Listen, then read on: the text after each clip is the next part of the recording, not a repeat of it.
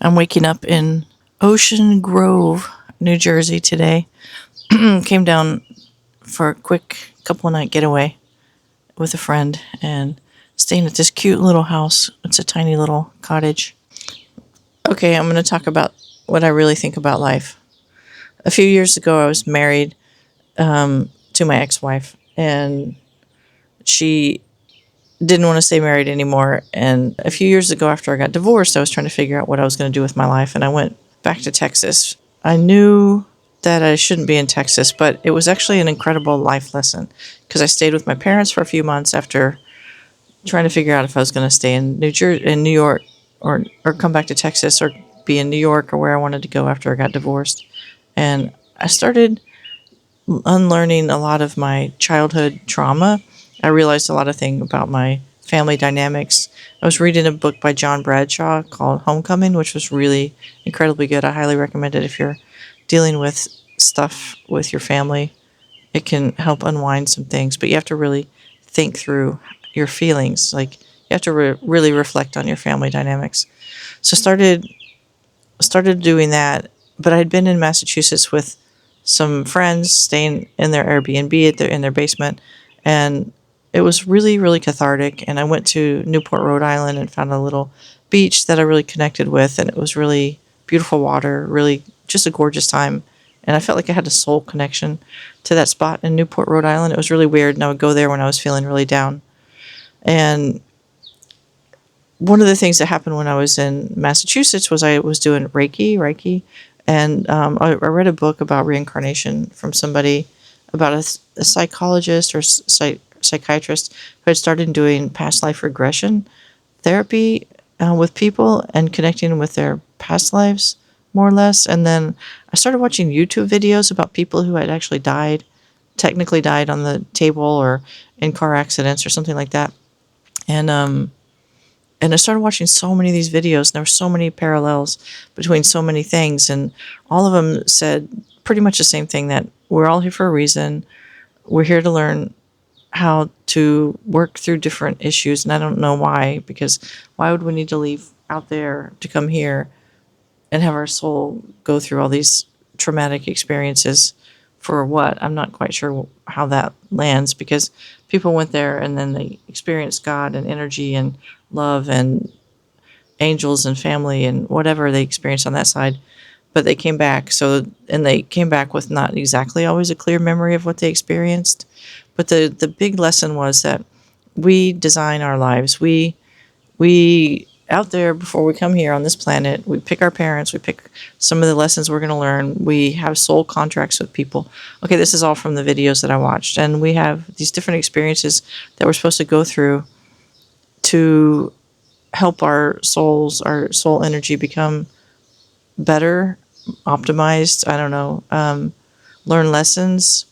And then what? I'm not sure, because I guess once you die, you go there and you hear a little bit, or you learn a little bit, or you connect a little bit to source and energy, and then you come back, you don't always remember everything. So why we do this, I'm not exactly sure, but the gist of it was I watched all these videos, and I was with my family, and I was realizing, and I was also just coming out of a divorce, and it may be just a coping mechanism, but I was thinking, all these people for eons have had similar experiences, talking about how they died, how they met God and source and love and energy, and saw that their path had been chosen for them, that they had chosen their path here on this planet, and that if that was what all these people from all these places around the world before the internet or even these books had been written about this stuff, if they all agreed, if they all had the same story or similar story, that this is what it was about, then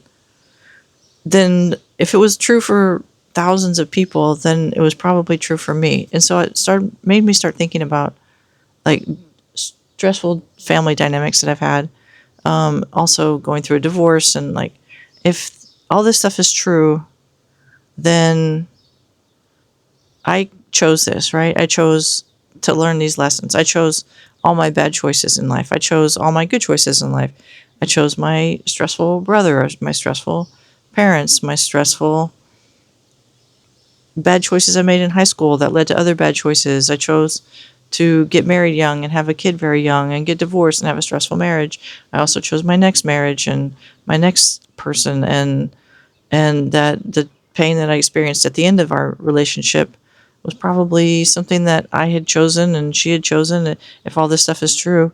So it's probably better for me just to kind of decide, and also my parents who were stressing me out, to move through some of these stressful experiences that I was having with the kind of understanding that I chose this and these are lessons that I chose to learn. And if I did all that before I got to this planet, I should probably just make peace with it now so that I can move on. So that's kind of where I ended up in Texas after being there for 4 months with my thinking. And then, okay, I had to put it on pause because a guy walked by with his dog, and I'm a little embarrassed sitting here talking into this camera at this 6 a.m., whatever it is. And then I decided that, because I kind of felt bad about leaving Texas and coming back to New York, felt a little guilty because my family was all there.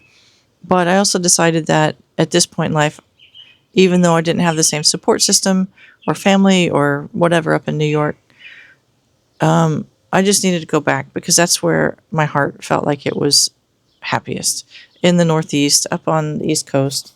I love Massachusetts, Rhode Island. I don't really know Connecticut very well, but I was living in New York, in New Jersey. I've lived in Pennsylvania, and it's just beautiful up here. Like, I'm literally 5 blocks from the beach right now. This yesterday, I left the mountains, and it's it's gorgeous. I can be at the Jersey Shore. I can be in the Hudson Valley.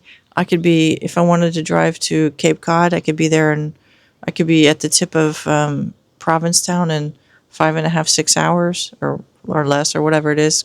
I can be in Vermont. I can be at like Lake Champlain in Burlington in 5.5 to 6 hours. I can, for whatever reason, if I wanted to drive to Pittsburgh, I could probably be there in 6 hours. If I wanted to be in Buffalo, I could be there in 6 hours. If I wanted to be in DC, I could be there in 3.5 hours. Or Philly in a couple of hours. Or New York City, I can get on a train and just go south.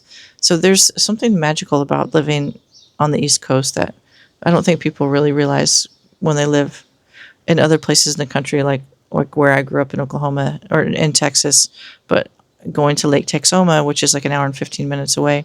I mean, yeah, it's cool, it's nice, but it's nothing quite like living on the East Coast. So if you're struggling trying to figure out what it is you're supposed to do in life, try reading the book by John Bradshaw. Try watching near-death experience videos, and like really dig deep into your heart and your soul, and maybe you'll find that the things that you're experiencing were all designed to teach you lessons. And it may seem like the most awful worst thing right now, but there's a lot of opportunity for you to grow. Okay?